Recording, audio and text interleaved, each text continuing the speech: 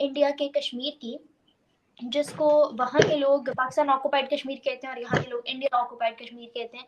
दोनों कश्मीर की अगर बात करें तो बीइंग अ कश्मीरी गर्ल, आपके अकॉर्डिंग दोनों के अंदर वुमेन एम्पावरमेंट को किस तरह डिफरेंशिएट? अब रवा साल मई में होने वाली जो G20 कॉन्फ्रेंस है वो भी भारत प्लान कर रहा है कि किसी तौर श्रीनगर में मुनक्कद करवाई जा सके। बहुत टफ पूछ लिया आपने। एंड या पीओके पाकिस्तान ऑक्युपाइड कश्मीर, हमारा तो चलो आईओके नहीं है, हमारा तो कश्मीर ही है।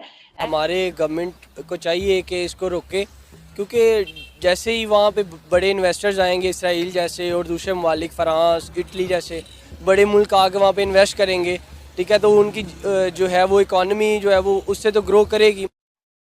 जो साइडलाइन मीटिंग्स G20 की होंगी और यूथ को वर्ल्ड लीडर्स से या उनके काउंसलर्स से, मेंबर्स से मिलने का मौका मिलेगा। So many of them. In fact, पिछले साल ही more than 720 movies were shot. That includes web series also were shot in Kashmir. वो समझता ही कुछ नहीं हमें। हम यहाँ पे चूरन बेचते हैं, इंडिया और पाकिस्तान का जो है ना, वो हमें कुछ नहीं समझता, वो हमें भिखारी समझते हैं। से हम सुनते आ रहे थे G20 की प्रेसिडेंसी जो है वो इंडिया को मिल जाएगी। इसी महीने जो है वो G20 इवेंट्स चलने वाले हैं।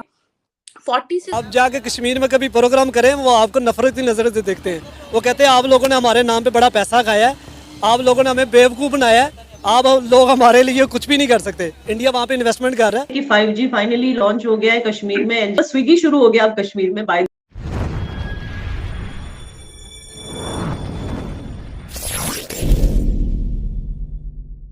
द वे गर्ल मौजूद है, उर्फाना मुनीर इनका नाम है।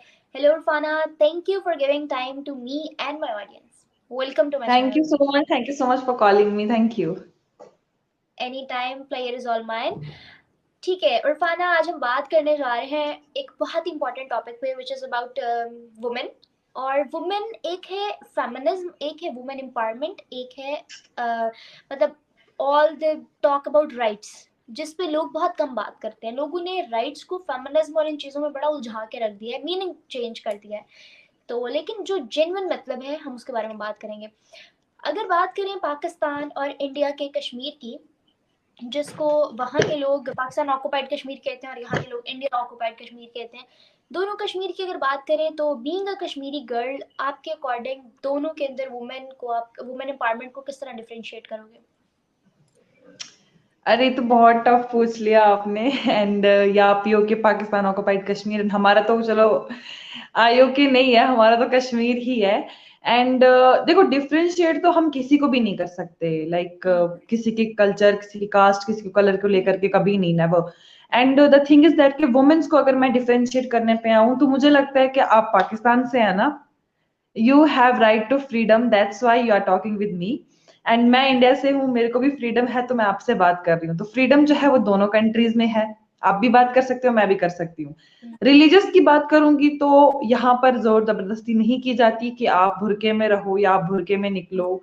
सेम मुझे आपके केस में भी दिख रहा है कि आपको भी बुरके पे रहने के लिए किसी ने जोर जबरदस्ती नहीं की है। इट्स अप टू यू कि आप रहेंगे या नहीं रहेंगे। तो रिलीजियस भी हम बराबर ही है, पीओके में भी है और इंडिया में भी सेम है। एंड थर्ड, फैशन की मैं बात करूँ तो पाकिस्तानी लड़कियों के फैशन थोड़े डिफरेंट टाइप के होते हैं। वो काफी वो लंबे कुर्ते पहन के रखते हैं एंड दे आर क्यूट, बहुत प्यारे लगते हैं वो। क्योंकि आप लोग के पास वो नेचुरल ब्यूटी है, हमारे पास भी है, हम जो इंडिया के कश्मीरी है हमारे पास भी है, बट कहीं ना कहीं आपकी ज्यादा है। एंड हम लोग जो है, हम लोग की अगर मैं अपनी बात करूँ तो हम लोग तो कमाल है। हम लोग के लिए वर्ड्स नहीं है। ठीक है, वो मैं मान सकती हूँ कि हाँ, आप के पाकिस्तान की एक जो लड़की थी वो भीगा भीगा है समा, आपने सुना होगा, उस पे वायरल हो गई। तो उसके बाद हमने भी कोशिश की कि हम लोग भी वायरल हो, तो इसलिए हमने भी भीगा भीगा समा बनाया, लेकिन वो हमको कहीं सूट नहीं किया। तो ठीक है, फैशन के मामले में पाकिस्तान हमसे थोड़ा सा कम तो है, लेकिन चलेगा। इन फ्यूचर हम भी एक्सपेक्टेशंस रखते हैं कि पाकिस्तानी और ज्यादा अच्छे हो जाए इस मामले में। एंड सब समझ रही हूँ उर्फाना, देखो हर तरह से कवर करके घुमा फिरा के एंड पे पॉइंट ला के वही रखा है, हर इंडियन की तरह। We are best. हाँ ठीक है, तुम लोग भी हो, करीब करीब आ रहे हो, ठीक है, टाइम लगेगा। ओके सही बात। या इट्स नॉट लाइक दैट कि नहीं आप लोग अच्छे नहीं, ओके ओके हो, लेकिन हम लोग फैशन के मामले में काफी अच्छे हैं। हम लोगों ने देखा है लाइक हम लोग जिस हिसाब से रह रहे हैं यहाँ पर, we have right to wear jeans, shorts, कुर्ते पजामे, फेरन, स्पेशली जब कश्मीरी फीमेल्स जो फेरन पहन के लाइक निकलती हैं तो they are looking awesome fabulous. अपने जब कश्मीरी कल्चर को रिप्रेजेंट करते हैं तो वी आर ऑल राउंडर। आप लोग में सिर्फ एक ही है, वो कुर्ता पजामा पहनो और करो भीगा भीगा है सब, तो हमें ऐसा नहीं है। My content is always about कि यहाँ के लोगों को वहाँ का पॉजिटिव चेहरा दिखाया जाए और वहाँ के लोगों को यहाँ का पॉजिटिव चेहरा। तो यहाँ पे ना मैं अपनी ऑडियंस को ये बात जरूर, आप जैसे अभी आपने कहा कि सिर्फ कुर्ते, हाँ आई टोटली एग्री कि अगर हम थोड़ा साल पीछे जाएं तो कुर्ता ही था, मतलब there was no other fashion, इतना कोई की कुछ मीटिंग्स जो हैं वो जम्मू कश्मीर में भी रखी जाएंगी। इंडिया के पास ये गोल्डन चांस है पूरी दुनिया को बताने के लिए कि मकबूजा कश्मीर इंडिया से बिलोंग करता है। इसको लेकर अभी से ही पाकिस्तान की जानिब से कुछ रद्द अमल सामने आ गया है। पाकिस्तान के सियासतदानों का कहना है कि इंडिया मकबूजा कश्मीर में इस तरह के इंटरनेशनल इवेंट नहीं करवा सकता।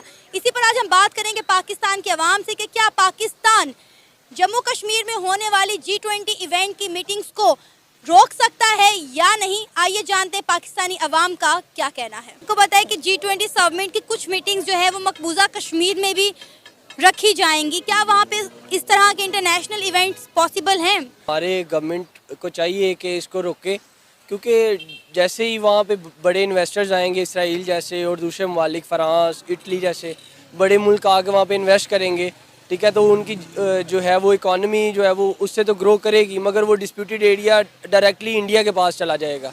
उससे ये इंटरनेशनली ये इमेज जाएगा कि ये एरिया इंडिया का है और इंडिया ही इसको जो है वो अवेल कर रहा है, ठीक है। तो हमारे हुक्मरानों को चाहिए कि वो UN में इस इशू को उठाएं और वो इस इशू पे कश्मीर का जो है, कश्मीरियों का, हमारे भाइयों का जो है वो साथ दें, ताकि हम लोग जो है वो कश्मीर के ऊपर अपना पॉइंट ऑफ व्यू जो है वो जो है हमारा एक स्ट्रॉन्ग पॉइंट ऑफ व्यू जो हमारे कायद ने हमें दिया, कायद आज़म मोहम्मद अली जिन्ना ने, उसको हम लोग स्ट्रॉन्गली कंडेम्ड कर सकें। आपने कहा कि पाकिस्तान के सियासतदानों को चाहिए कि जम्मू कश्मीर में जो G20 की कुछ मीटिंग्स होने जा रही है उन्हें रोका जाए। क्या आपको लगता है कि पाकिस्तान इसे रोकने की काबिलियत रखता है? भारत में इनके अपने ज़ाती कई हमारे सियासतदान हैं जिनके कारोबार हैं इंटरनेशनली, ठीक है, जो डील करते हैं ये लोग। इस वजह से ये इंडिया के मामले में इस कदर जो है वो खामोशी का इजहार करते हैं, जबकि ऐसा होना नहीं चाहिए। As a nation, as a कौम हमें स्टैंड लेना चाहिए इसके ऊपर। यहाँ पे जो हम आपके पास दूसरा कश्मीर है जिसे हम आज़ाद कश्मीर कहते हैं, वहाँ के लोग भी इंडिया से हलाक करने को तैयार हैं, तो आपने मकबूजा कश्मीर को आज़ाद करवा के क्या करना है? मैडम देखें, ये तो अभी हमारे सियासतदानों की खामियां हैं जो 75 सालों से हम लोग जो है वो इस मुल्क के जो अपने ज़ाती रिहायशी हैं वो इस सिचुएशन में आगे हुए हैं कि मुल्क डिफ़ॉल्ट कर जाएगा। आपको पता है कि G20 इवेंट का हिस्सा भी नहीं है पाकिस्तान। इंडिया ने कहा है कि हम सिर्फ अपनी फ्रेंडली नेबर कंट्रीज को बुलाएंगे, पाकिस्तान उसमें इन्वाइटेड भी नहीं है। वो समझता ही कुछ नहीं हमें। हम यहाँ पे चूरन बेचते हैं, इंडिया और पाकिस्तान का जो है ना, वो हमें कुछ नहीं समझता, वो हमें भिखारी समझते हैं। उनके न्यूज़ चैनल उठा के देखे किस तरह की मनफी प्रोपगंडा कर रहे हैं वो पाकिस्तान के ऊपर। वो कहते हैं ये तो भिखारी हैं, ये तो रोज़ जाके भीख मांगने वाले हमारा क्या मुकाबला करेंगे। तो रोज उनके मतलब आप स्टूडेंट भी हैं, आपके जल्द पेपर्स भी होने वाले हैं, और being a young youth Kashmir, आपको पता है कि पिछले 2 सालों से हम सुनते आ रहे थे G20 की प्रेसिडेंसी जो है वो इंडिया को मिल जाएगी। इसी महीने जो है वो G20 इवेंट्स चलने वाले हैं। 40 से ज़्यादा डेलीगेशंस इंडिया में रीच कर चुके हैं और दिल्ली में, और जो कि इसके G20 के मेंबर्स भी थे और नॉन परमानेंट मेंबर्स भी थे, जो यानी कि वो भी इधर विजिट कर चुके हैं क्योंकि इंडिया ने सबको इनवाइट किया। जबकि जी, और आप क्या समझती हैं कि जम्मू एंड कश्मीर में ये होने वाला है इवेंट, और क्या फीलिंग्स हैं आपकी? सऊदी अरेबिया जैसी कंट्रीज और इस्लामिक कंट्रीज भी इसमें विजिट कर रही हैं।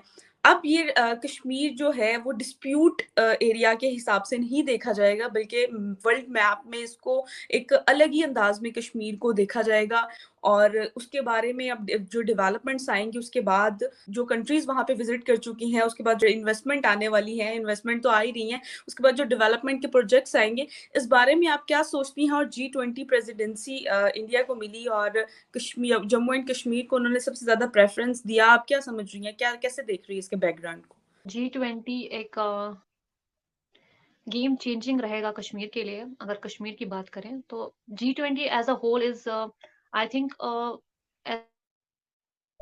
इनिशिएटिव, अगर मैं कहूँ तो ग्लोबली या नेशनली इंडिया के लिए भी या इंटरनेशनली जो भी कंट्रीज इसमें इन्वॉल्व हैं, तो on micro and macro level उनको फेस करना, उन पर डिस्कशन करना और स्ट्रेंथन करना, मीनवाइल नेगोशिएशन और बाकी चीजों के साथ, तो it will be changing thing for Kashmir as well as for India and as well as for all the countries who are involved in it. तो उसके हवाले से अगर कश्मीर की बात करें तो कश्मीर में भी एक गया है काफी सालों से, और अगर उस चीज में like other states and union territories Kashmir भी इन्वॉल्व है, और यहाँ की पेज भी जो साइड लाइन 20 की वो यहाँ पे होंगी, तो आई थिंक कश्मीर को एक नई जो एक और नया फेस जो है ग्लोबली मिल जाएगा, और that is very important as well. या कश्मीर या नेशनल लेवल पे या इंटरनेशनल लेवल पे वो क्लियरेंस ऑफ इमेज जो कश्मीर की आ जाएगी, दैट इज इम्पोर्टेंट, एंड वो होना उस हिसाब से एक पॉजिटिव थिंग है कश्मीर के लिए, खासकर कश्मीर के यूथ के लिए, वुमेन के लिए, क्योंकि G20 as a whole is focusing on all these things, be it finance और फाइनेंस issues, be it अभी हाल में हुई कश्मीर में एक इन्वेस्टर समिट 26 तारीख को शुरू हुई थी फरवरी को, और उस इन्वेस्टर समिट में इंडिया से